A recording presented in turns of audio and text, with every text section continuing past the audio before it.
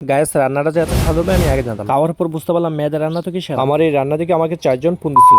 Hello everyone, আসসালামু আলাইকুম। New another ব্লগে সবাইকে জানাই স্বাগত। ব্যস্ততার জন্য দুদিন ধরে ব্লগ ভিডিও খুবই কম দেওয়া হয়। গায়েস কত বড় একটা মাছের কালা নিলাম। কালাটা আমার মাথা থেকে বড়। এখন এই কালাটাকে ভাজি করব। আর বন্ধুরা প্রথম ভাবছিলাম যে মাছ আজকে ভাজি করব। ये सब क्या देखना पड़ रहा है। মানে কাঁচা মাছ খাইতে পারি না, আর ভাজি যদি না করি তাহলে তো খাইতে পারবো না। এই চিন্তা ভাবনা করে অবশেষে ভাবলাম যে ভাজি করে রান্না করি যেন খাইতে পারি। আর বাজারে এলো নতুন সবজি, এই সবজি আজকে রান্না করব। আমার ভুল হচ্ছে। হ্যাঁ এটাই বাস্তব। আর এই সবজির নাম হলো শিম। গাইস আমি কিন্তু শিম খেতে সব থেকে একটু বেশি পছন্দ করি, তবে 12 মাস পাই না বলে খাইতে পারি না। এবার ভাবলাম যে বাজার যতদিন শিম থাকবে ততদিন আমি শিম আনে রান্না করে খাবো। शाबाश बेटा। আরে বাদ দে সব বাস, আগে রেসিপি দেখ, পরে প্রশংসা করিস আমার। গাইস আমার রেসিপি খাওয়ার জন্য পাবনা দিনাজ হবিগঞ্জ থেকে মানুষ আমাকে ফোন দিচ্ছে। তুই কি আমারে ফুটপাতের মাস্তান ভাবছস? তো এবার বুঝতে পারছো আমি কেডা সারা রাঁধুনি। এক সময় যে ছেলেটা কিছু রান্না করতে পারতো না, এখন সবকিছু রান্না করে ভিডিও ক্রিয়েট করে। আর এইদিকে মানুষ আমাকে কত কিছু বলে, করুক না আমার নামে মন্তব্য, কিন্তু আমার গন্তব্য ঠিক রাখতে হবে। আর গাইস আমার ব্লগ ভিডিও কে কে পছন্দ করেন একটু হাত তুলে টুকু বলছে একটা কমেন্ট করে। তো বন্ধুরা আজকে রেসিপি কিন্তু রান্না হয়ে গেছে, কেউ কমেন্ট করতে বলবেন না। আর আজকে রেসিপি ব্লগ ভিডিওটা আপনাদের কাছে কেমন লাগছে অবশ্যই কমেন্টে জানাবেন।